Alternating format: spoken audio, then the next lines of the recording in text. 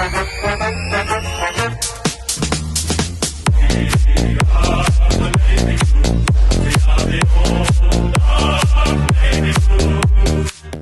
one and all, and welcome to another episode of Baggers Chat. My name is Mitch Manson, and as always, we are joined by Ethan Daffy. And tonight, we are previewing our round 16 clash, Port Adelaide v Carlton at the Adelaide Oval, Thursday, 26th of June, 7:30 p.m.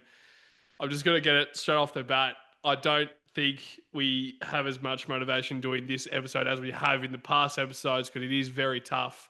Yeah, it's still quite tricky to reflect off the game against North Melbourne. I think we got a lot off our chest in the episode. Yes. So if you are watching, please make sure you do check that review episode out if you haven't already. But also just how we're feeling right now and what more that there is in this season to play for. I mean, from the club's standpoint, it seems like there is still well and truly a season. The season's still alive, so I think that's some sort of optimism, but I don't know if that's just trying to keep their members somewhat optimistic and, as we love to say, delusional. Yeah. But I'll throw straight to you, Duffy Boy. How are you? I'm sure you've had a few days to reflect. Hopefully you're feeling a little bit better, probably better than what I am. But how are you, mate? And initial thoughts ahead of this game? Yeah, it's the last, since our game, 48 hours really. It's just been a whirlwind of media articles and opinions, and I swear everything I look on Twitter, on Instagram is about Michael fucking Voss. Yeah. I'm kind of getting a little bit sick of it, to be honest. And I know that's what happens when you're a big club and you're underperforming, when your expectations are high. I get that. And that, that's their job. But I just feel like when there's 1,000 opinions about one thing, like it just gets a little bit ridiculous. And even we have our opinion on it. Jono, the bloody postman, the mailman probably has an opinion on it, and all sorts of people have an opinion on it. But yeah, I think the quick turnaround probably couldn't have come at a better time, in my opinion. I know Cripps said that in his thing today. He had a bit of a laugh about that because, everyone doesn't really like the 5-day break. But for me, I'm actually very pleased that we are playing on Thursday night, just because it cuts a few days off, the whole North Melbourne review, and we can kind of move on a little bit quicker. So, yeah, Port Adelaide, I reckon they've been in a very similar boat to us this season. Yeah. Really, really just have a win here and there and then just disappoint their supporters massively. I think we've had exactly the same season. And it's probably right that we both play each other at this stage of the season. And this time last year, we beat them on their home deck. I know it feels like so far ago we kicked those 9-10 goals in the last quarter to put the power away. But yeah, this week, I really don't know what to expect. We're backs against the wall. We've won games out of that a few times. We know we've had our backs against the wall so many times that we have had those wins where we do. So I don't know what I'm expecting. My standards are high, so I do expect some sort of response, somewhat. But what they've shown us this year, I'm not sure we can expect it, but I still have the standards, like I said. I do expect a fucking response. There was a response after 3/4 time after Vossi grilled him. What was it? 5 goals, 5 in the last quarter. So I know they would be talking about it during the week. So if they don't have a response this week, Patto, there's something wrong in there. We literally had the breaking point on the weekend. If they can't respond and get up for this game this week, that's just... It's pathetic. It is. I'm not expecting much, but seriously, after that game on the weekend, if you can't, like the shit that's going on in the media, like if you can't just go, let's galvanize the group, let's fly over, let's get the fucking job done, then I don't know what the point of the rest of the year is if we can't get up for this. Yeah, and especially it's been an oval, a ground. Adelaide Oval hasn't been a ground that has been so great in the history of Carlton. Like we only got our first win last year. Yeah. So we've won the last couple, I guess, except for Adelaide. Yeah. And if you're counting gather round, but Yeah. You're right. It's just, that's what I mean. Like flying, I feel like they always talk about it when you fly away and you're just with the group. It's just you 22, 24 blokes who travel over. Get it done. Mm. Yep, spot on, Dave Boy. You did mention there about the Crips press conference, and instead of us touching on the injury list, Yeah. as we usually do in the segments of our preview episodes, Yeah. there's not too much of an update with that, other than Cowan obviously has returned to the VFL, so that's probably Yep. the only real update. Jacob Wettering seems to be all fine. The only thing is he didn't train today, so I don't know if Yep. that means that he won't fly, especially if it's only a 5-day break.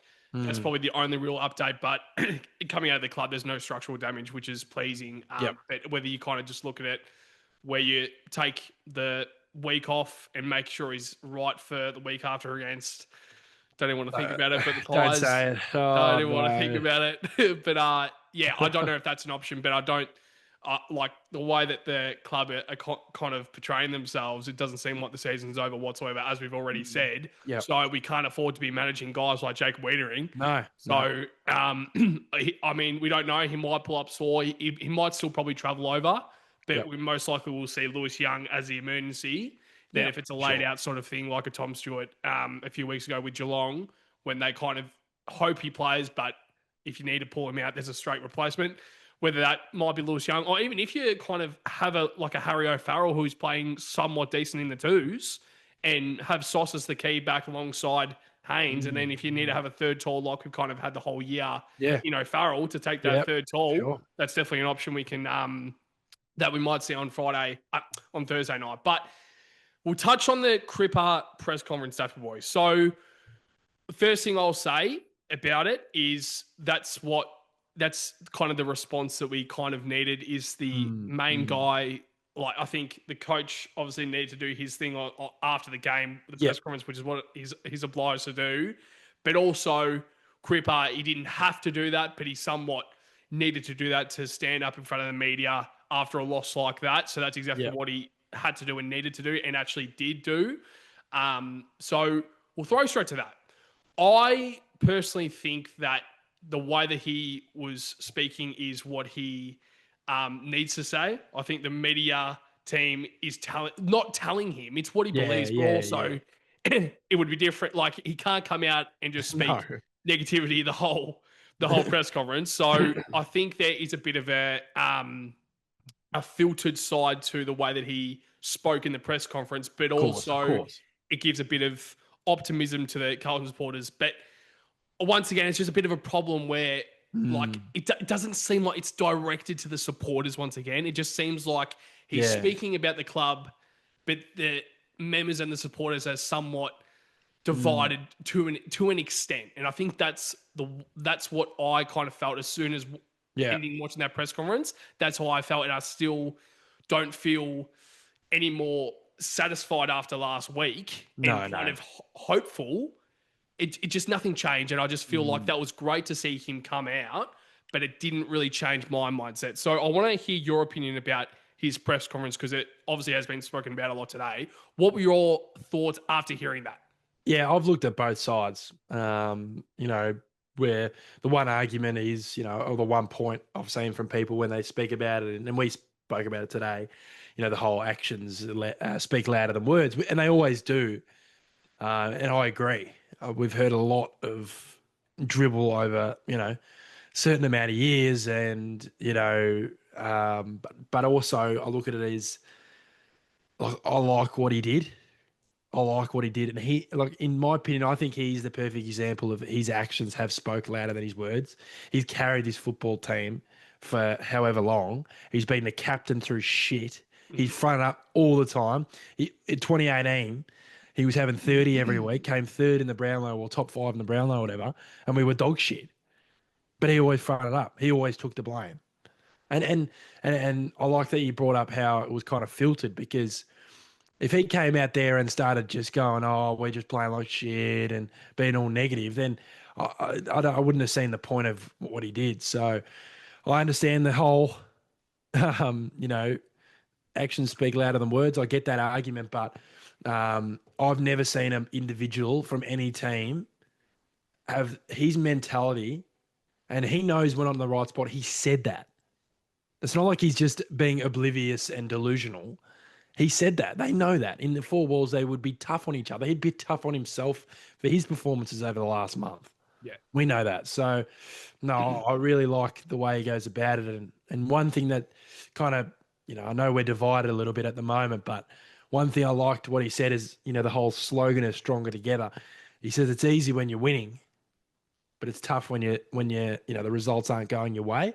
And that was really good. So, and that type of stuff helps supporters a little bit, just a little bit. I was the same as you. I'm not like fully satisfied until the actions happen on the field, but stuff like that. Then you go, okay, maybe we just got to keep getting. We will always be behind them. There's never going to be a thing. But I have seen a bit of division where it's almost gone that extra, a little bit too far, in my opinion. That's not being me letting them get away with performances at all. But in the end, we're all together in this. They're feeling the same. They're feeling worse than us. There's no doubt in my mind they are, and I hope they are. But I'd imagine they will be. They're the guys out there that can control the results. Imagine letting down 100,000 members. Like I get it, and we feel worse. But I hate the feeling. I hate the whole rhetoric around they don't care.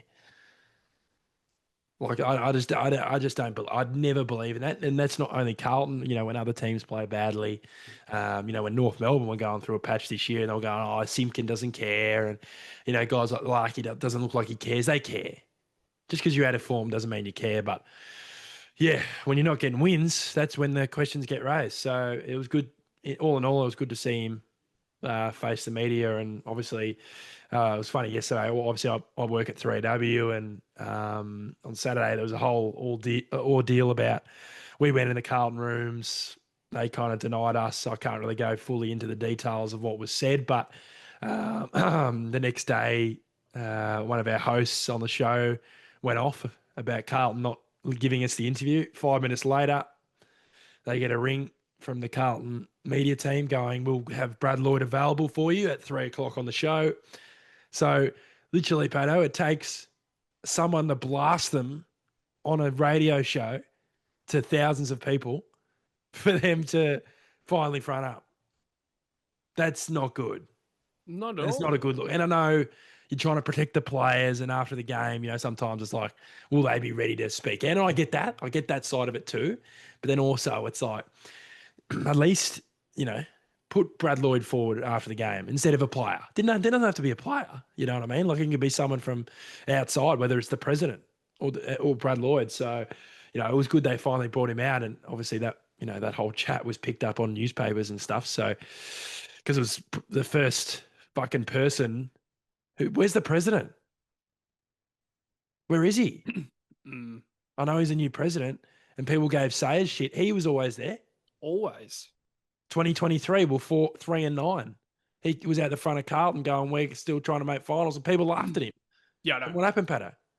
Made finals. And I know the whole situation with him was pretty shit at the moment, but I think that was almost a massive implication in our season as well.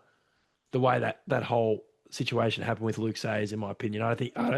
We started off on the wrong foot before we even played a game. Because I liked his leadership. Yeah, I definitely agree. And yeah, they had a precedence function on Saturday, which he was obviously there for. As soon as the game was done, gone. Haven't heard and this is kind of the problem a few years ago where the corporate side of things, like whenever the times get tough, they run away, and whenever we're up and about and we don't really need that, that reassurance that the club's actually going all right, and then come back then when we're actually doing all right and say, "Oh, how good is this?" Like it's just I see both sides of it, but I feel like it's not acceptable that the president isn't having sort of any say about this. And I know it isn't just him, but it's kind of the only one we haven't really heard from. Let's be real. Yeah, and we for a haven't heard while. from him. Since he was brought in, I've not heard from him often. Yeah. He hasn't been on radio interviews. He hasn't been on TV interviews. I haven't even seen a little fucking Instagram clip, Patto. That's all we need sometimes, just a little bit of reassurance that he knows we're not in the right place. Yeah. Maybe he's a little bit too fucking nice. Yeah. That's my worry. He seems like a good fella. He seems like a very, low-key type of guy, nice guy. But, was it Luke Sayers made decisions? Yeah. Fuck. Yeah. I think that's what needs to be kind of put forward in my point of view is it's the off-field sort of stuff, like the corporate, like it's great Yeah. with where we are in the position right now with Fantastic. members and stuff, but we always say it when, like, the only way that you can keep your members for a long time, like a long sustainable amount of time, Yep. is on-field success. That is all we ask for as a professional football team. Like, it's not Costco. It's not fucking the WWE. It's not bloody on Nike. Like, it's not shit like that. It's a sporting team where literally the satisfaction that the members are wanting, it's not down to the clothing and shit. It's on-field success. Let's be real. Like, I love all that off-field stuff. I love the sponsorships. I love all that stuff. Fantastic for the club. Yeah. But then, let's be real. We're not doing this podcast talking about the new sponsorship deals. Yeah. Both of us are worried about how the fuck we play for 4 quarters every single weekend. Yeah. That's all I care about. And I said it in the review, if you start winning consistently on field, the off-field stuff will come. Even more off-field stuff will come. Imagine if we were actually a good team. Could you imagine if we were actually a good team? The membership numbers would be pushing 125K. Like, Richmond got to 100,000 members. Why? Because they won a premiership. We haven't even made a grand final, or let alone be a consistent home and away team yet, and we've got 100,000.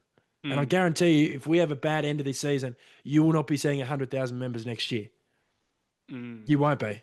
There will be people dropping off, which will send a message to them going, fuck, we need to lift our game on field. I don't care about the scanning centre at the front, which is great, but I don't care. I don't care about 20% off trackies at the fucking shop. I want my players to look like they know what they're doing and look like they're well coached and listen to their coach, because they're not at the moment. It's an absolute debacle what is happening. Yeah, well, we are paying members, and we, as you said perfectly, we aren't paying to see this. Like it's great with what they're doing, of course, but we don't have any other really we don't have anything else to go off other than what is thrown in front of us, and that's the new scanning center at the front, like the new sponsors, 100,000 members, and it's like I even heard today that maybe like we don't even know if that is 100% like true, like the 100,000 members. I would assume it probably is true, but there's been a bit of I've heard I've seen and heard a lot of comments. I mean, from Carlton supporters only, but is hearing a lot about that where it's actually not 100% true is like, what the fuck? But I don't know what else they kind of go off, but I don't know if they're trying to put that forward to kind of show the members like, oh yeah, there's 100,000 members. Let's unite. Let's be stronger together. That's what pisses me off as well. Because I see and hear a lot like, oh yeah, rally behind us, like get behind us. But it's like, so when the fuck are you going to get behind us? Yeah. When are you going to get some consistent performances and on-field success, Daffy boy? It's like, what the fuck? We are behind you. Yes. What else do you want us to do? Exactly right. Like, how many people were there on the weekend? 56,000. They probably deserve fucking 20,000. And that's not even that bad. Like, fuck me. Yeah, I know. Yeah, look, I get what they're saying, but we are already behind you. You don't need to say that. We will always be behind you till round 24, dead rubbers. We will be there. We'll be talking about it. Us two will be talking about it. Off-season trade period, December, laying on a beach, we'll be thinking about how are we to be right for round 1 next year. We're always going to be behind them. Doesn't matter if they're a wooden spoon team. We've seen 4 wooden spoons in our lifetime, and we're still fucking here, Patto. So we've seen the bottom of the bottom of the bottom. I don't think they need to reassure us that we need to get behind them. They need to get to the same level of fucking passion, or not passion, but same level of fucking, I don't know how to say it, but I know they're committed, but are they committed really? from the top down to being a professional football team, Mm. like a Geelong. Yeah. Like they are committed from the board level on-field success. Yeah. Are they really, if they were, these issues wouldn't be happening at the moment, in my Mm. opinion. Are they really, like, were they happy with the end of last year? I know we had the injuries and that didn't help. But were they really like thinking that we were just going to bounce back immediately without probably much change? I'm not a big fan of too much change, but it just feels like we're just banging on the door with the same fucking group of players, the same coaching staff, and the same kind of mindset. I just, yeah, it just irritates me a lot. It irritates me. Mm. That's what I've seen a lot, and I've had a lot of thoughts about it as well. About I actually wouldn't mind if we have a few changes, and just Yeah. because I'm thinking Hmm. it's not like we've seen a fucking premiership 5 years ago. No, no. 2023, we'll say it to the day we die, sort of. Yeah. That was a fluke. That was off emotion. That was off Yeah. Yeah. adrenaline. And all these players, I said it in a comment in the review episode. All the players like Like actually rose by they were 20%. with the fans for Yeah. that 13 weeks. That Yeah. was the most connected I've ever felt as a Carlton supporter. Yes. I was proud of these guys individually, collectively. I remember going at games feeling emotional in a happy way. Going, oh my God. Like this is it. The players are connected. And now we're back to fucking square one, Patto. And your point is right nail on the head. Mm. And yeah, it's the like that's the reason why we got to 100,000 members as well, because that was when we actually started to, we thought we started to see the light at the end of the tunnel. But now, like the train's fucking stopped halfway to the light. Yeah. Yeah. Like Yeah. it doesn't make sense to me why we have hardly any change. And people were saying it's Matt Owies and Matt Kenny. They're fucking two players. It doesn't make a difference. Let's be real. We were second last year at this point of the season. Second, 2 games clear with pretty much the same list. And we're here sitting 10th. That's why we're pissed off. Because we know they can do it. We know they can fucking do it. Yeah. That's the reason why we're on the papers. That's why we're on the, all the TV stations, the radio stations, because they all literally know we can do it. What is it? It was round 19. We're in the top 4 last year. Yeah. And now look at where we're at. They can do it, those groups of players. And that's, like you said, it's not fucking Owies. It's not fucking Kennedy. It's those groups of players, and they can't do it at the moment. And I'm not, people talking about a list, and I agree to somewhat. So, they speak about the bottom 6 and, all that kind of stuff. But how much have we really changed this year compared to last year? Apart from Owies, Kemp's injured, obviously. Kennedy's out. I know we've probably played more youngsters, but I don't think it's that much of a gap. It shouldn't be that much of a gap, but clearly it is. Clearly it is, but yeah. And we can't even say Kemp as an example because he's playing in a brand new role this year. Yeah. Like, I know that he played forward at the end of last year, but just looking at it, I just don't think there's been a lot of change personally. And if I hear one more thing about Jagger Smith and how good he's going to be, how much fucking pressure. I don't reckon there would be a single player that has ever played, that has never, not played, a young draftee who has as much pressure as him next year. God. It's just not fair. That's why, of course, I'm excited to see him debut. But we can't. It's not Jagger or nothing. Yeah, I'm not. I don't want to hear a single thing about Jagger Smith for the rest of the year about how good he's going to be, because I don't want him to have any more pressure. I wouldn't mind if we do exactly what Adelaide do with Sid Draper and manage him for a few weeks and rounds. But I think Jagger Smith is a hell of a lot better of a player than Sid Draper, even though we kind of were after him as well potentially. But I just think that Jagger Smith next year is going to be the point of difference in that midfield.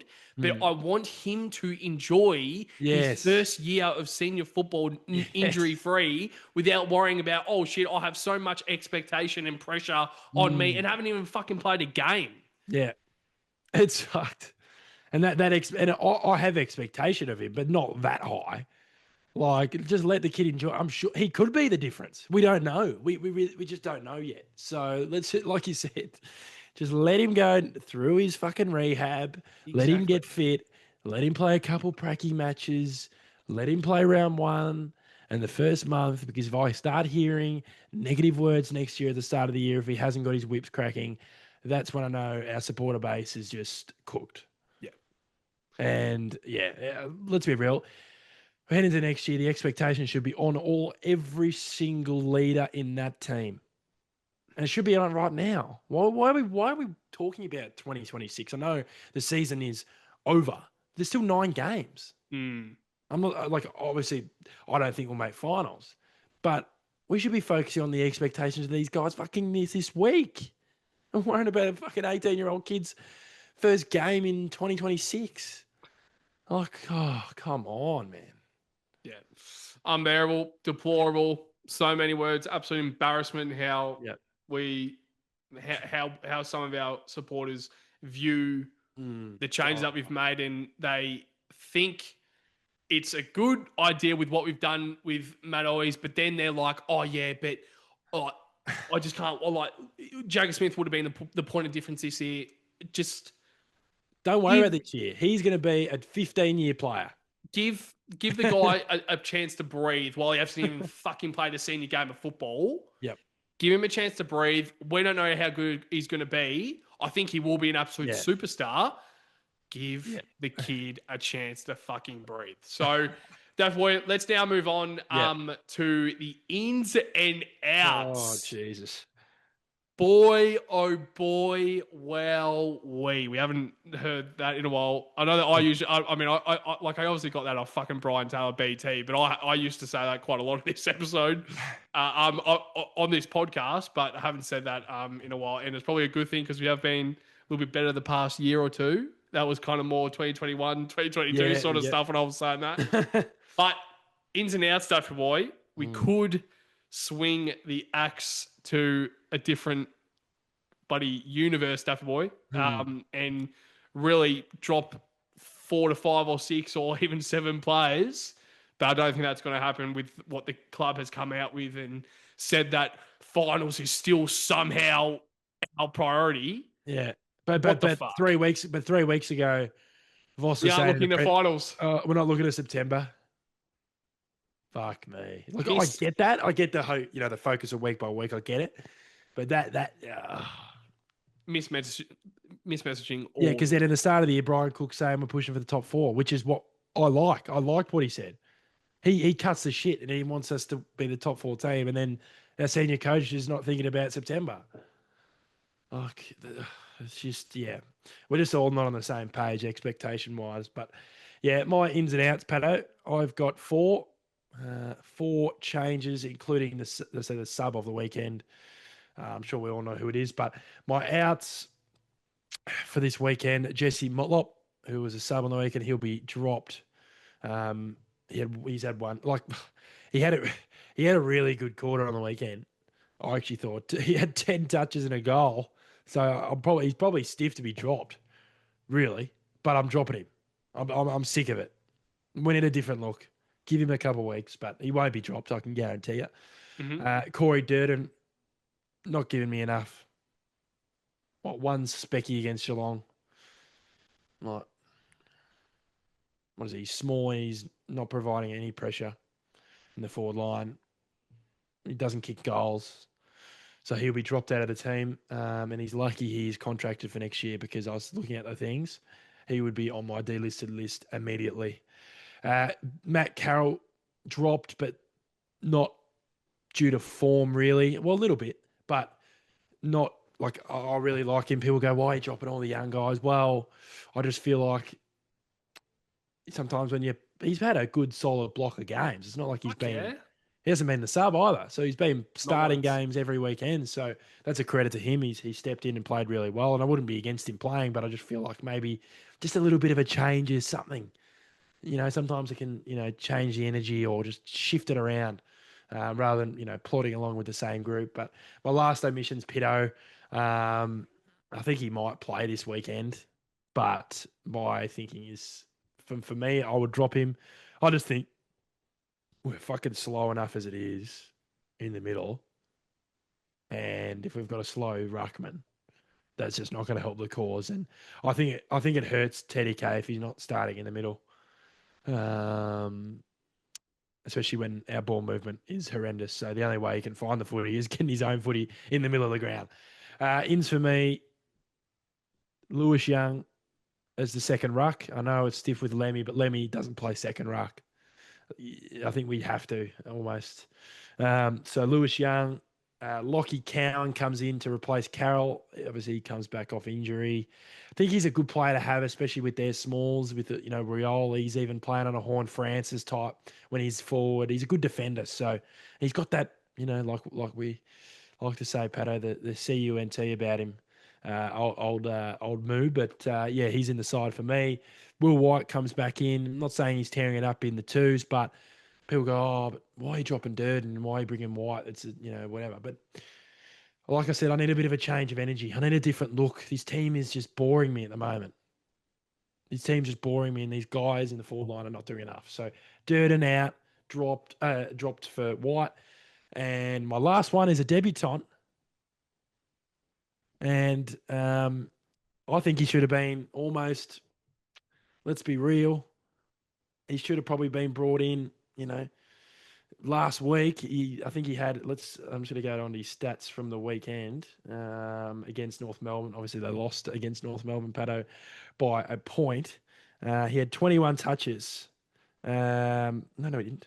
What am I doing? I think he No, had 19. 19. Flynn 19, Young yeah. is going to be in the side for his first game. I like the way he goes about it. He's had a great year in the VFL, Werribee wise, and Carlton now. So, let's be real, he's put together 3-4 months of great footy. So if he was at Carlton at the start of the year, he would have already got a game as a small forward. That's how much we lack in our small forwards. I really like the look of him. I think if he plays well, he could be a mainstay in his team. I really like him. I really like the way he goes about it. So Flynn Young in for me, and my sub will be Will White. It will be Will White coming in for Motlop. I think Cowan has to start on the ground. I think Lewis Young has to start on the ground because the second tall. And I keep thinking I'm going to call Flynn Young Lockie Young. Yeah, yeah. Flynn Young. Flynn Young. I want him to start as a debutant. So yeah. Well, there's a few youngs out there because you've also I know. you brought in two youngies. Yes, Lewis that's what I was Young confused about. and Flynn Young. And yeah, there was as you said, Lockie Young. I think he played for North Yeah, Melbourne Bulldogs, and then he was Dogs. Carlton Yeah. VFL. Yeah, yeah, Yeah, he was. Yeah. Yeah. God, let's hope he doesn't get any exposure to senior footy. Deaf boy at Carlton Football Club. But we'll move on. I absolutely love your ins and outs. I'll give you a quick spoiler. I've got 3. Yep. And I know that we spoke before the episode about a few names. I've readjusted just a little bit. Just a little bit. Yep. So I'll start off with the outs. Matt Carroll. Yep. Very unlucky. Very stiff. Yeah. I'll just give you a spoiler as well. My straight swap will be Cowan. Yep. I think we need to have that cunt. That CUNT. We love to go on field here on Baggage Chatty, definitely. Boy. Yep. I'm sorry. I like he comes in and he's just that he needs to show something. Hard at it. Yep. He needs to show something, and maybe that's something that we're kind of lacking, like having Cowan in that back line to just be that brute sort of player that no other fucking player. Like if a player goes down and needs someone there to support, that Cowan will be there straight away. That one with the TDK when Sherry pushed. Sherry was elbowing blokes. That's also when I was talking about on the review, like the way he pretends to be clumsy, but it's very on purpose. And he did it against TDK last year when TDK played with a broken foot, kept standing on his feet, pushed him into the fence, and no retaliation, apart from when George punched him in the guts, which gives away a free kick for fuck's sake. So yeah. Yeah, I think Cowan would be the perfect player, and hopefully he does come in and just shows that CUNT that we love to see in the side. My other out, Corey Durden. Yeah, I'm sorry. I'm fucking over it. He does not supply a single thing Yeah. that warrants his selection from my point of view. I don't see any sort of reason why he is in the side right now. Fantasia's come in and we were excited for him to come in, and he's done exactly what we wanted him to do. He's kicked his goals. That was his kind of flaw last year, not kicking enough goals. He's come straight in. He looked really good in the preseason. He had a full preseason, and unfortunately, he was injured just before the season started. So he had a full preseason. He's come in and he's made an impact straight away. So that's exactly what we needed from him, and that's exactly what he has provided. So Fantasia, shout out to you. Durden, I'm sorry. I don't think he needs to come in for the rest of the season, and I'm exactly the same as you. Lucky he is contracted to next year, or he could seriously be on the trade table. Wright could come in, but I don't think he has any vote, because I don't think any other club really wants a small forward like that. Maybe the VFL trade period. Yep. Seriously, I mean, I know it's harsh, but I'm actually over being nice, kind of holding back, because it's not fucking good enough, mate. We're too nice, dude. We're not. It's not good enough. And I'm over players that are in the side who do not do anything. Last year, I was seeing every single player that was on the team, and I'm like, I could name every single player and the exact role that they play and exactly what they supply every single game. Elijah Hollins was one of those guys that a lot of people were a little bit unsure why he came in. He was that exact midfielder forward that we needed at the time. And Corey Durden does not supply that. No. And my next omission, it might be a big call, Lockie Fogarty. Yep. Out. I agree. Omitted. I had him omitted for this game when he missed that shot from 15 metres out. Gone. Like that moment sums his form up, in my opinion. I know he was good against the Eagles last week, but you don't get many opportunities to kick goals, Fog, and you're missing them from 15 out to start the game. Enough. That doesn't set the tone very well, does it? In terms of confidence for the team. That shit hurts you. And I was close to dropping him too, Patto. Yeah. So he was one of my first guys that I was like, he's done. He is definitely omitted. And I think that is a little bit of a statement. But what annoys me is there's other players that I think should be omitted. Chera and George Hewitt, those are the two guys I'm seriously looking at. Yeah. And dare I say it, Charlie fucking Curnow. Yeah. I seriously wanted to omit those. I mean, not all of them. The only reason at least why one of them is because they say they're not undroppable. Well, they are, because of the higher paid players in the club. And you can't really drop them. Yeah. Would that be your reasoning? Well, the only reason. Seriously, waking up this morning, I was like, "Yep, I'm dropping one of them." I was literally looking at Curnow. I'm not even kidding. But the only thing that changed was Cripper's press conference. Yeah. That was the only thing that changed, with him still seeing some sort of light in the season. And I'm like, well, I don't think you can afford to drop Curnow because that's mixed messaging as well, where it's like, we still have a season to play for, but then we're not, I wouldn't have it omitted. I would have managed with Curnow. Yep. But, I mean, Chera getting one touch in a quarter, and Jackson Binns had the fucking spray from Voss. Yeah. Not good enough. It's not good enough. And you know what I do like? We both haven't dropped Binns. Yep. And Lord. Yeah. But that'll happen. And you watch. The two wins will be Lockie Cowan, Lewis Young, outs, Lord, Binns. Yeah. Carroll will be sub. Can already see it fucking happening. Yeah, yeah. I can already see it happening. If that happens, it will. It will. It actually. Or I'm so intrigued. Or 5:30 Wednesday is going to be. Because it's a Thursday game. So and Wednesday night is the teams only come out for that Thursday night game. So it's going to be so intriguing. But my in, so I've already mentioned Lockie Cowan. He is a definite in, and he supplies. Just brings in that cunt that we need. So Cowan is in. Other one, Flynn Young. Yep. He is going to debut for me, and my last in is Will White.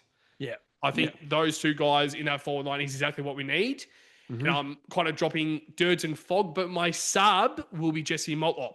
Yeah, okay. Yeah. So I think out of those three, they were kind of I thought Motlop was probably the best one out of all of them, even though he only played a quarter. Yeah. So, yeah. And I think he has been a little bit better. I know against West Coast he wasn't great, but you can't have a good game every single game as a small forward. So I'm giving him, I don't know how many chances he needs, how many more chances he needs, but I think Fogg and Dirds have had their chances. Yeah.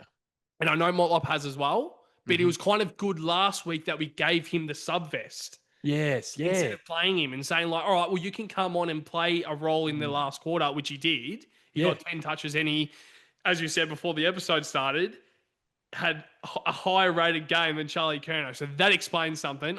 Seriously more touches than a Coleman medalist who played 4 quarters. Literally, more goals. We spoke about it.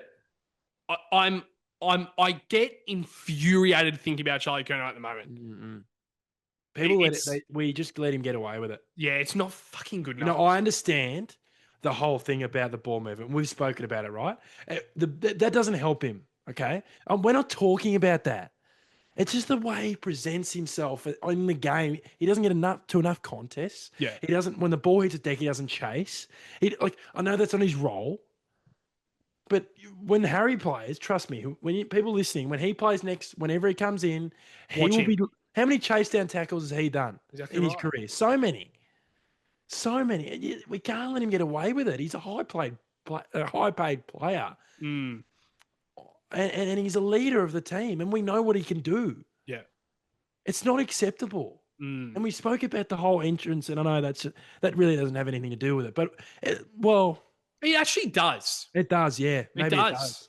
Like, seriously, he's the only player who is in the AFL. So it's fine if you're coming out and playing like Bailey Smith. Yeah, who's a Brownlow favourite right now. Like he's had a lot of controversy. But have you realised the past few weeks that it's actually quietened down a little bit because he's now fucking showing it every single fucking week. He's walked into a successful football team, and he's the core reason why Geelong are probably premiership favourites at the moment, and he is exactly why he is the Brownlow medal favourite at the moment. Charlie Curnow is not fucking doing that. So he should not have the right to look like a fucking homeless person, Daffy Boy. You said it in the review. Why are you doing that? With your sunnies on and taking we all laughed at it. It's funny. In the end. It is. But then after the game, I was thinking back to it. I know that's it's perspective and whatever. You can rock up however you like. Yeah. But if you're not showing it on the fucking ground. Exactly right. It's a spit to the face to the supporters, isn't it, really? Yeah. I showed up in better attire and clothing. This is getting ridiculous how our season's going. We're talking about what clothes you wear. But it's just the manner of how you show up. Cripps is not showing up like that. I know he's a different cat, and I'm Curnow. He's a different unit, and we love that about him. I love that different personalities and what he brings to the game. That's not what we're talking about. But if you're going to take the piss, you better be taking the piss on the ground. Exactly right. It wouldn't even be a conversation if he went out and kicked fucking 11 on Toby Pink. Yeah. It would not even be a conversation. But the reason is that he's waltzing around in the middle of the ground. Literally, I thought he fucking pulled a calf muscle and he ends up waltzing around with the fucking footy and he chooses to kick the ball back and Silvani's in the back line and he still can't hit that 20-metre target. And I'm sorry, if I'm on the ground, probably with no people watching, I probably would make that target. Yeah, it was like it was a training. It was it's a debacle. Yeah. It's so bad. It is so bad. And we're over it. We're over that game, obviously. But it's just like, how many times in the past have we seen those lazy stuff from him? Yeah. It's just lazy. And he's lazy. And he gets away with it. Harry doesn't do it. And Harry gets more, gets so much more, negative comments towards him because Charlie's won, but Mackay's won a common medal. So he has proven that he's one of the best key forwards in the competition. But I think just because everyone views Charlie, you can live without Mackay. Charlie Kern's your key forward. No, he can't. I am sorry. Right now, in this point in time, I am taking Mackay every single fucking day of the week over Kerno. Yeah. He is the second ruck. We are extremely missing this right now because right now we have to play Pitto or play because we have Lucian. to. Yeah. We literally have to. But if Mackay's in, Yeah. Mackay, yeah, I'm. I think, I agree. I agree. But my thinking at the end of the year, I don't think you can trade either of them. I think they're too important for us. Yeah, of course. And people go, "Oh, if we get the right trade." Nah, If we were to trade one though, like that's the whole question. That's such the whole. a tough. It's such Actually, a tough. actually, I'll ask you that right now. I know it's trade talk at the end of the year, but do you like you can say no, but do you actually have an answer for it? Because I know I do, because I've had a lot of thoughts about this. But at the end of the year, if Wright comes in and says, "Look, I don't like your fucking attitude," Yeah. and we trade one of them, like honestly, like have you got a player in mind? Oh God. You can say no. You can say no. Yeah, no. My ideal world is my not ideal world is I think if either of them are traded, it'll be a disaster. Exactly. And I know we're talking down on Charlie right now, and I think he can lift at some stage and get better, hopefully. Probably next year or whatever. But yeah, I think they work perfectly in tandem together. So and we haven't seen that enough this year, and that's not excusing Charlie's performances at all. Not at all. I think it's more not even the performance; it's just the way he goes about it. It's just, he doesn't fight for enough balls. I was seeing McGovern fly more balls on the week, and he played well. Yes, and there was a couple of times when Charlie did fly the ball. What happened, Patto? He marks it. Yeah. It almost pisses me off more. Yeah. It's like there was one on the wing where I was sitting. It was right below me, and I hadn't seen him fly like that for ages. Like, oh my God. And that was when the Bronx cheers happened. When the crowd cheer, like the Bronx cheer, the piss take going, finally. Yeah. I've never seen it for him. Maybe the tide's starting to turn, Patto. I think it is with him. I've seen some comments about that, and we're speaking about it. And clearly that conversation's reflecting amongst the whole fan base. Yeah. And probably last point on this before we move to our next segment, which is the opposition watch. But I think with Kerno, the reason, and I'm sure you would be the exact same as well, the reason why we're so harsh on Kerno and the reason why we're so harsh on Carlton right now, it's because we have fucking standards, man. Yeah, it is not good enough. We know that when Charlie is on, he can single-handedly turn the game on its head, and we can turn a 30-point loss into a fucking 30-point win.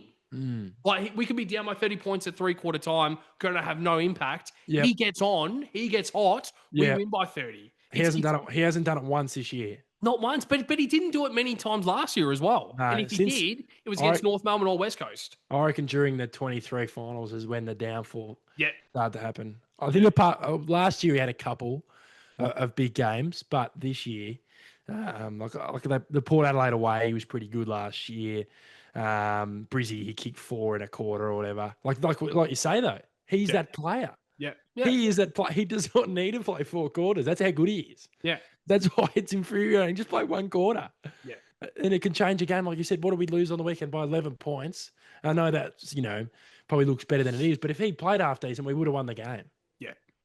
He would have just carried us over the line. He would have carried the passengers that we seem to be having. Yeah. But unfortunately, he is a passenger at the moment. Yeah. And he's playing very pedestrian. Yeah. And I mean, if any other player was playing the way that he was and it wasn't Charlie Kerno, he would be dropped. And that is the problem. And that's why we can't accept that anymore. I don't think it's real. I know that we've looked at the worst probably 10 players on the list is the problem, which I think it almost is. It is. But I think these players, the top 10 players, they haven't played well all year. They're fucking overrated at the moment. They are so overrated. And you said it a few weeks ago about Kerno. I know that you said it, and it was probably the first time that we've really heard and kind of started the conversation about Kerno being overrated. Yep. Yeah. And it's, in a sense, when I said overrated, I think more this year. Like you talk about his Coleman years, he's far from overrated because he was a star. Yeah. But yeah, I think parts of his game is overrated. I think he not lacks discipline. Not like he gives away free kicks or whatever, and his body's in great shape. It's not like he's unfit, but there's some sort of not discipline. But whereas Harry, I can kind of trust what he can do. Yes. Especially the last 2 years. I know, 23, his set shots were atrocious. He fixed it. Yes. He went to Worked work hard in at it. it. I agree with the whole. I think Harry's a bigger miss than Charlie at the moment. Yeah. So, yeah, I mean, we will try and touch on Yeah. the trade talk at the end of the year. That Yeah, that will be sure. a big talking point. Yeah. But as you said, let's hope both of Yeah. them does play. Hope of them do stay at the end of Mm. next year. At the end of this year, heading into next year. But Dave Boy, let's now move on to the opposition watch. For the people who don't know what we do for the opposition watch, we go through the Port Adelaide backline, midfield, and forward line for obviously the power, and we touch on each player. We touch on each line and pick a player that could be a bit of a threat come Thursday, 7:30 at Adelaide Oval. So, Duck Boy, let's now move on to the back line for the power, the first line of the opposition watch. Who have you got? Yeah, well, you look at their team, and I don't think you know when a team starts playing bad and you start to realise the holes in their team. I think it's similar to us. I think they're in a very similar spot. Like you look at the team and you go, oh, there's some good players in there, but I still feel like there's a few holes in there. I know Georgiades playing well. They're probably lacking a second tall forward. I know is Marshall out the rest of the season. Yeah, So yeah, he's one of those guys as well. But he can be inconsistent. But defensively, there's one guy I've really enjoyed his last month, and I think he's a player that cops his fair share of shit. And I feel like when he was at Geelong, I feel like he's really undervalued. I think he'd be getting a game at Carlton this year, just due to his kind of ability to play a few roles. So, and this is a Sava Radaglia. I feel like the reason why he copped it at Geelong because he wasn't a Tom Hawkins, he wasn't the stars they're so used to because their standards are so high. And I'm not saying he's a superstar, but he could play forward. If a defender went down, he plays in defence. He's got good yeah, size. When he makes a mistake, I feel like it's a similar situation to Harry. Harry's a better player than he is, but I think it's a similar situation. Like they make one mistake and people talk about it for a whole game. It's. I just feel like it's a bit harsh on Asala. I don't know. There's just something about him I like. So, and obviously he's had some good games, including probably a career best game against Melbourne. I think he had, I don't know how many intercept marks he had. It was in double digits. He dominated that game clearly. He's probably their best player that day, apart from probably a Rosie or whatever. So, yeah, for me, Radaglia, does he take Charlie? Probably without Aliir. Aliir has been cooked by Kerno in the past. So, I think Port Adelaide wouldn't be afraid to put someone else on Charlie for once. Because I know we've been saying he's due, Charlie. He is definitely due. And every team that plays now will be thinking, fuck, he is due. You know, when you play those forwards and you go, oh, no, he's fucking due. You know, like Tom Hawkins when he was in his prime and he had a couple of quiet ones, and then he comes up against a 2019 Carlton, and then you go, oh, yeah, this is his game to kick a bag. So, yeah, it'll be interesting to see the matchups. I don't think Zerk Thatcher's going to take Kerno. I think Radaglia will. yeah. I love the way that Asava goes about it. Yeah. And yeah, I think Zerk Thatcher, he's all right. But Yeah, as you yeah. said, I mean, if Harry Mackay and Charlie were both playing this Oh week, God. it would be my mouth would be frothing. But Oh. David Boy, if I could say that. But yeah, Aliir is a test Okay. this Okay. week. So I mean, he was a test last week, but he well and truly should be right and ready to go for this week. So I don't know if they play all three. So they could play Yeah. Radaglia, Zerk Thatcher, and Aliir, which I probably don't see happening. Yeah. Especially with our forward line, but also because we have Gov going now forward and now Pitto and TDK other rucks, or even if Lewis Young was to come in and play Yeah. alongside TDK, you've still got Mhm. three talls down there. So you probably could still play all three.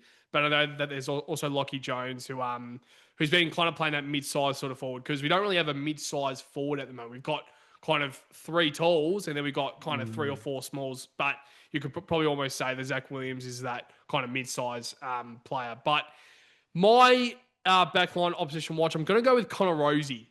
Yeah. And I know that he's been transitioned back this season, and I know that sooner rather than later he'll probably be pushed back into the midfield. But yeah, I think his ball use off the half-back flank is something that Port Adelaide have somewhat benefited from, but I think they've Yeah. also Yeah. missed him in the middle. Yeah, So it's I kind of agree. both sides about it. And I think he kind of needed that confidence to kind of get himself back cherry ripe. And now that Mm. he's kind of playing a little bit better in the back line, I don't know, maybe he does kind of transition back into the midfield now that Ollie Wines has been out for, I think, 2 weeks. Oh, no, he missed last week, but he might be a test this week. But Yep. we know that he has had a lot of issues this Mm. year, especially. So we don't know what will happen there. But yeah, speaking of the midfield, Dave Boy, let's now move on to the midfield. And when that might be a conversation where Rosie might actually slide into the midfield a little bit more this Mm. week. But I know that a guy like Miles Bergman has kind of covered that position, Yeah, and yeah. now I mean he might be a talking point come the end of the year. But I'll throw straight to you your midfield opposition watch for the Power. Who have you got? Yeah, well, you've already said his name. Miles Bergman. Oh, I really love this guy. I would love him at Carlton. I would be, I'll speak about a different mix. Just think about it. Perfect. Sam Walsh, Bergman, Smith. Oh, Oh, I know that's not disregarding Cooper and that, and he can play halfback if he joined Carlton as well. I actually think that'd be an option too. So, yeah, really like the way he goes about it. He's explosive. He's got pace. He's tough at the footy. So I really like a tough player that can also spread. So, yeah, he's my opposition watch, Patto. absolutely love it. I know that I mentioned his name to start off with, and I Yeah. thought, yeah, probably would have said that name. So I love that you said Bergman, and I'm glad that that definitely is an opposition watch come this Thursday night. But Yep. I will go. I feel like I'm going with a lot of names that are somewhat like not really outlandish calls. I'm going to go with Mainstream. Zach Butters Yep. in that midfield. And come the forward line, I don't know. I might even just say Jason Horn Francis as well. Just do Rosie backline, midfield Butters, forward line Horn Francis, because we know that Horn Yeah. Francis kind of does that 40.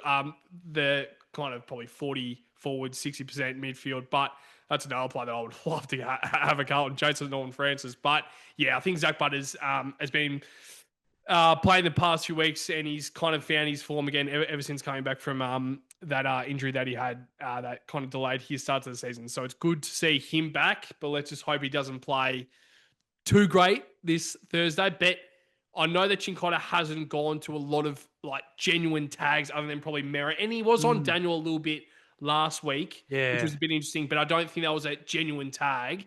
Do you reckon he could even be on Butters or even Rosie to an extent this Yeah, week? I think it would be Rosie, and then try and hurt him the other way. That's what he did last year at this time of the year. Yep. He was tagging Merritts and he was tagging, I think Butters last year. He tagged Butters Yeah, out of the Butters. game Yeah. against Port, and he put the scoreboard pressure on as well. So, yeah, I know you touched on it before with Chincotta going forward. I really like that idea because then he can also kind of play that defensive role and get some tackles inside 50 that we seem to be lacking.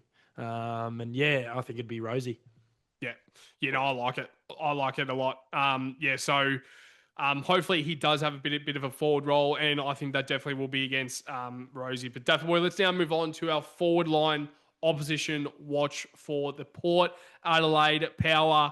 I'm just going to say this right now. It won't be Jason Old Francis from my end because I think it's a little bit unfair that I've gone Rosie Butters and Horn Francis. But your forward line opposition watch, if I can speak English, who have you got?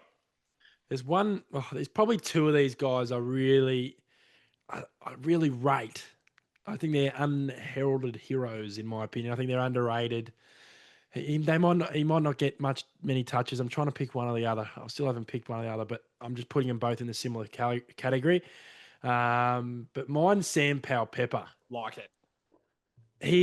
I think he's like the Port Adelaide's Matt Kennedy in terms of kicks important goals. Like he doesn't miss many. He doesn't miss many. You know, you watch Port Adelaide games, he might have 12 touches, but he always has that moment where you go, that changed the game.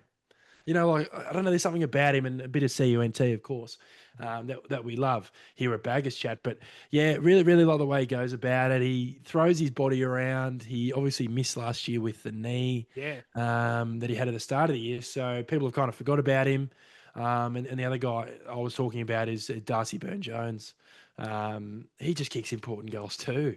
That's why I kind of put him in a similar category. They're both not going to have 50 touches, but they play important roles. And we've been lacking that in our side. I think Fantasia's been really good well, however long he's been in, the last 2-3 weeks. So I know he can do that, and he kicked a couple of goals on the weekend. So I just think when you have more, I know they've been struggling, Port, but when you have more of those guys in your team, um, it just I don't know, it just solidifies something. I know they haven't been great, so maybe there's other issues. There are definitely other issues at Port Adelaide at the moment, whether it's the whole coaching situation, but yeah, Sam Powell-Pepper for me. Like it. Who do you think will match up on Power Pepper this week? Yeah, it's an interesting one. Um, oh, Especially since they are smaller. they are smaller, and he is a bigger boy. Um, Haynes? maybe, but he can kind of fly off. Yeah. Power Pepper a little bit. Yeah, maybe a Haynes or Even like a Cowan would be yeah, good. that'd be a funny matchup. I reckon those two. I reckon that'd be. If there isn't a punch thrown by the end of the game between those two, I think they've got a brain between them. So that would be a good matchup. But yeah, no, I like the way. I would love Power Pepper at Carlton. Oh my God, yeah. I just think he's one of those guys who just runs through a pack and Love him. doesn't care. He just has, sometimes he probably hurts himself by running into packs like that. But it gives me Mitch Robinson vibes, Power Pepper. Everyone talks about his physicality. And I think it was the same with Mitch Robinson. Everyone talked about his physicality, but he was actually a pretty good footballer. Like I remember Robbo, everyone's going, "Oh, look at this dumb idiot!" Like he just runs into packs, but then he'd kick his goals, and they're like, "Oh, he actually can play. Like he's not just a hard ass; he can actually play." And that's what I think of Sam Powell-Pepper Yeah, I think he showed a lot of his best football at Brisbane when he transitioned. for sure. But he had moments. Oh yeah, at Yeah, Carlton. early days, I reckon. Like I remember his first game was against Richmond that round 109 Yeah, or 2010. I remember I was yeah. going, who's his redhead bloke from Tassie rocking up, and he kicked 4 in his first game. I remember. So What yeah, number was he? 12. 12, that's right. Yes, Yeah, of course. And then at Brisbane, so I mean, I know at Brisbane he was 5. 5. Yeah, Yeah. Oh my God, 12. yeah, Yeah, of course. Because when he did that, when he kicked the goal against Richmond and he showed like the jumper, I think he shot the jumper. yeah, yeah. But yeah, I mean, I love Power Pepper as a player. But Mm. it's quite funny that you actually mentioned Mitch Robinson because I don't know why I was speaking to a man of mine who doesn't really follow football as much as Yeah, obviously yeah, we do, and he's a Collingwood supporter.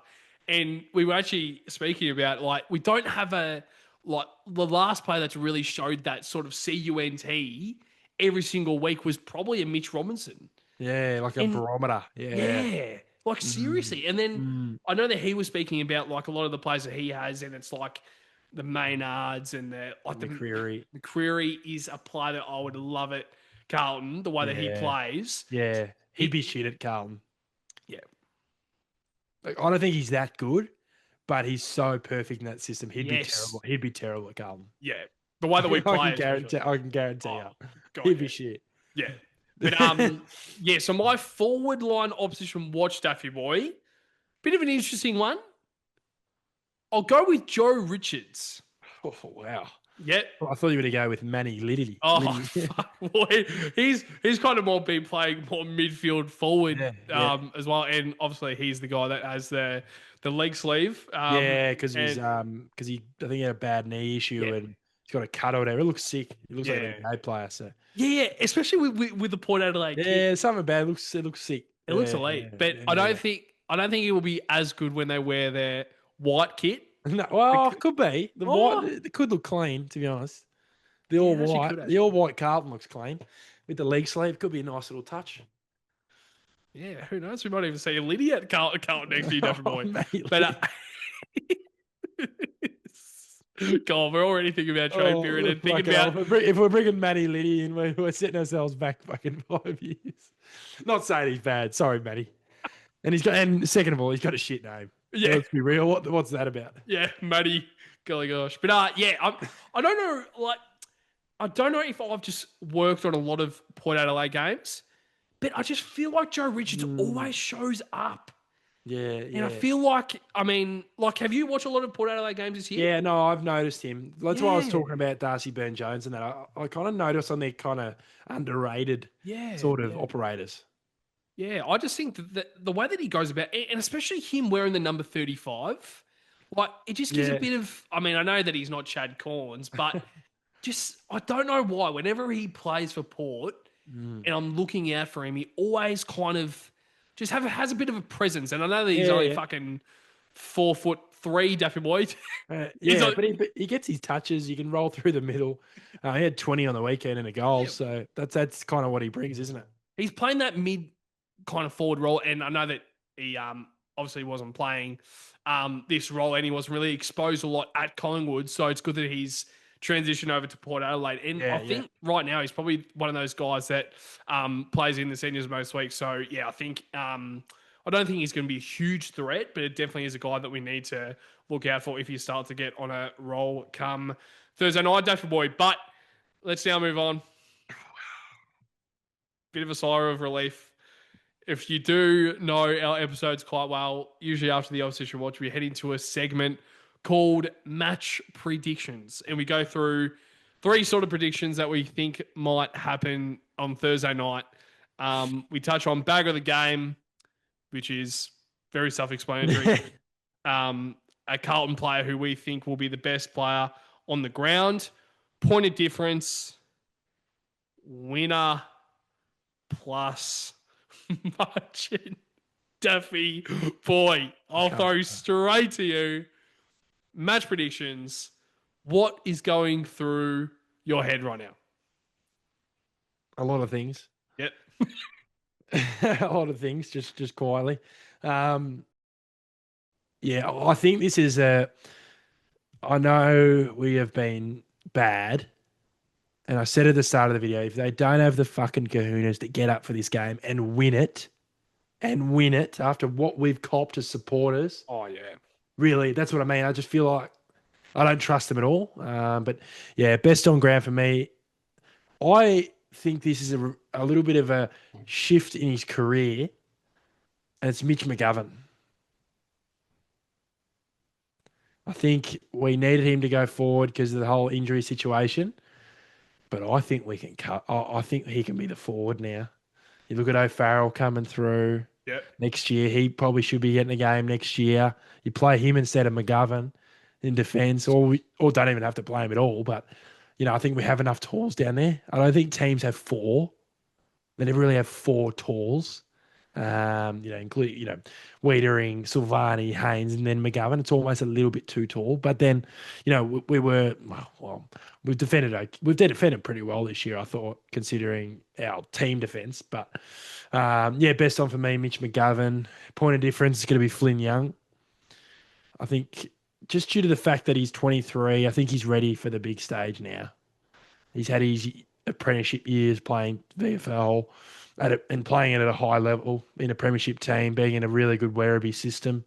And a lot of those players have come out and done really good things. So I'm really confident in his ability. And I watched a bit of his game from the weekend just on YouTube, a couple of highlights, and filled me with, a lot of hope and confidence that he can hopefully fill that small forward kind of void for at least the rest of the year, Patto. I'm not going to go into next year or the years after because we just don't know what's going to happen.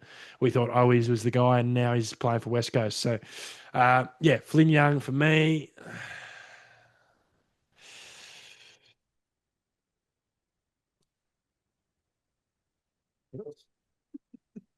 Can I just say I won't tip us next week, and I won't tip us this week. Oh. Oh, I mean, seriously, you literally said perfectly. yeah. They can't go out and fucking lose this That's what I'm game. starting to think. Yeah. If they're not up for this, it's almost the last straw for me. Last straw for me was on the weekend, but it's one of those things like, come on, like fuck. So and they're not that good. Port, they're not. No. They're nowhere near good. I know we're not nowhere near good. Actually, yeah, I'm going to change my mind. I'm not going to tip us next week, even if we win by 50 this week. I'm not going to do it to myself next week. We're going to win by a point on the weekend. Just because of that, what I said at the start of the video, Pato, I don't believe they're going to win. But if they have the fucking balls and the nerve not to win this game, or at least give them a crack, then If they're not getting up for their coach this week, Oh my God. that just tells me they're not believing in what he's telling them to do. That's just simple as that. That's why I'm tipping him. I seriously think if it's going to be a thing where nothing changes, Oh, you reckon he's gone? Voss will be gone Monday. Seriously, that will be a thing that I will be. Yeah, that will be a thing that I Imagine that. Sack coach before the Collingwood game. You know, it would be funny. win. It would be the most Carlton fucking do it. Wait, win and make finals. Ash Hanson's the premiership coach. No, Jordan Russell. Jordan Russell goes to Patto. I didn't play forward, but I'm a fucking good coach. AJ career goals. He's a fucking forward coach. But like I said, if they're not getting up for this, whether they win or not, I mean, just in terms of competitiveness, we've been uncompetitive. Well, we were uncompetitive on the weekend, in my opinion, for 3 quarters, apart from the last, and probably the first 10 minutes of the first. It's that just shows to me they're either not believing in what the coach is telling them to do, or they're just mentally fucked. So come on now, this group of players, I don't believe in them. I do kind of to an extent. Just fucking win. And I might sound stupid for this, but I'm not tipping us next week. I can guarantee you. Yeah. Yeah, love it. Yeah, I think that's something that I will stand by and I won't change it. Yeah. Is if we lose, yeah, and as you said perfectly, if we don't see any different, that's a thing. Been nothing fucking different since round 1. It's been the same shit. Every single week we've lost the same way. So that's the problem. Like, I feel like we see something different this week where it's fucking chaotic. Yeah. Or just chaos ball. Something that's just fresh. Yeah, just a fresh look. Yeah. Yeah, yep. I think and I think if we see that, we win no matter what. And I think that's the problem. So yep. If we have something fresh, we win definitely. Yes. Definitely. But if we don't, it's the same story. It's the same shit, I don't want to say it because you know that I back Voss. Yeah, I know you do. But it's going to get worse. It will be lights out for Michael. When I was editing, I'll say this right now. When I was editing, I didn't even laugh on the episode because it was so fucking negative. But when you were like, it's not fucking working, Michael. Did you laugh?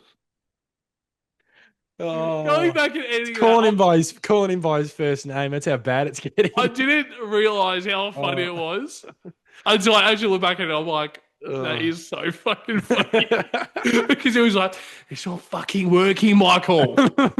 Instead, it was like I'm talking to him. I just thought I'd say that because it was very, very funny. But here we go. Match predictions. Yep. Bag of the game.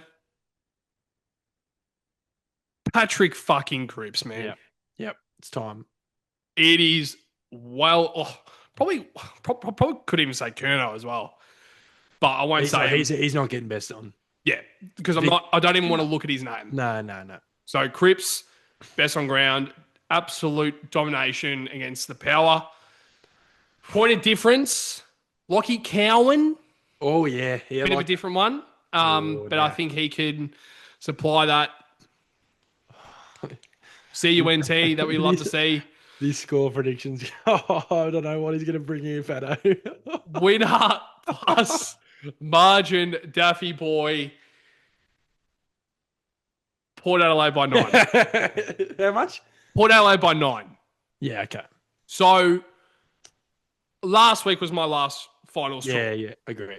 I cannot believe we lost that game. So I am saying Port Adelaide lose by 9, but I'm only saying Port by 9 and just hope that it's a bit of a difference this week. Yeah. Just a bit of a different game. I was never, ever going to tip us for this week. Yeah. But I know that I've changed my mindset a little bit. Yep. Which I don't think is fair at all because I think it's still delusion. But Standards have to remain the Yeah, same. They it's have standards and to. expectations. And Do once, not let it. We can't let them get away with it. yeah, and like once again, I go back to the Cripper press conference. That's changed my mind. If he's come out and said, Yep. "Yeah, Yep. look, we're not in the position we want to be in right now," blah blah Mm. blah blah blah. No, he's coming out and saying, "No, no, there's still a lot left in the season that we can still do, and I'm still looking at the ladder position, and we're still 10th." I don't know. You know that I don't Yeah. Yeah. see that. We're That stuffed. I don't think there's any fucking chance, and I don't like. A part of me is almost like, what the fuck is the point? Yeah. Yeah. But We'll there take it. still is a season left to play, and let's just hope Yep. we can get some wins. But then, of course, next week we've got Collingwood, then Yeah. Brisbane, then I think Hawthorn the week after, then the D's the week after that. Great next month. Great Yeah. next month. Yep. Yep. Definitely, while I just knock my hand on the table every week. But that was Yep. our preview episode for the Port Adelaide Power v Carlton round 16. Duff Boy, is there anything else you would like to touch on before we wrap up the episode and move on to Thursday night? I'm very, like, I'm worried that it can get worse because it can. And everyone says it can't, but it can. We've watched this team before. It can get worse. But you can't be grilled in the media like that and not show up. That's Yeah, I just what I'm know. thinking. And I know they've been grilled this year, but that was the pettiest. That's like the 2021 type grilling from every person in the media possible. So my expectations are low, but my standards remain high. And I know that they're probably similar things, expectations and standards, but I'm not letting them get away with it for the last 9 weeks. Show us something that we can hold on to heading into next year at least. You know, it might not be our year, but I'm not counting us out to make a push next year. We can't let them get away with it again. We've got the stars. We've been through the shit. Might be a little bit of a reset in the off season. We don't know. Might not be. Might be just more fucking play better. That could be all it is. But yeah, at least we don't have to go to the game. So you just chill, chill wherever you're watching. And I feel sorry for whoever's traveling this week. Yeah, well, shout out to the person. I know in the review episode, No. I said about the person who drove from South Australia to Oh yeah, they'll be there probably. to Melbourne. Yeah, I think they definitely will be there. But I think I said in the episode that they sent me a message on Instagram. They actually sent me a message on Messenger, and I think his name was Chris. Yes, shout out Chris. Shout out to Chris.